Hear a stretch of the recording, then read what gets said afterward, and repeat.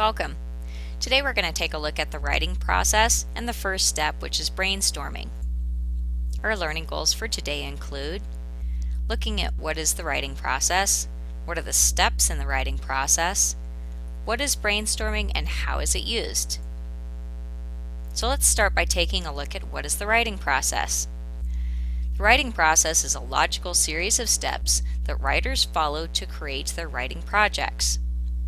It can be used in any kind of writing, from poetry to novels to research projects.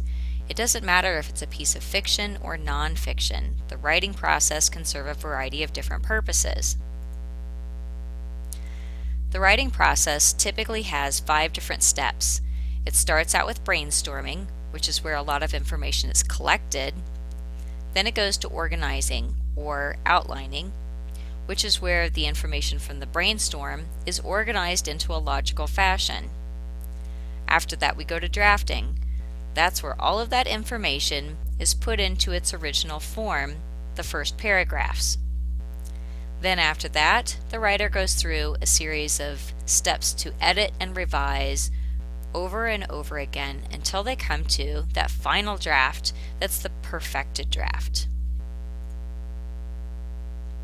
In the writing process, the very first step is to brainstorm. What a brainstorm is a collection of information on a topic. And there are a few simple steps that you can follow to create your brainstorm. First of all, write down all the questions that you have about a topic. Next, write down all of the knowledge that you have about a topic. After that, do research on this topic and write down all of the information that you can locate on that as well. A brainstorm would include such things as interviews, research, statistics, facts and figures, survey results, opinions from experts, and quotations from experts. Any of these things would normally be found in a brainstorm. So let's take a closer look at what is brainstorming. So a brainstorming is an action. It's actually a series of actions because you have a couple of different things that you need to do, where you're collecting information on this singular topic and you're putting it all into one place. A brainstorm does not have to be organized. It can be pretty messy as you're starting out. A brainstorm should contain more information than what you actually need to complete your project. And it can be done in a variety of different ways. You can use 3x5 cards, the note cards. You can use sticky notes, a whiteboard or a chalkboard.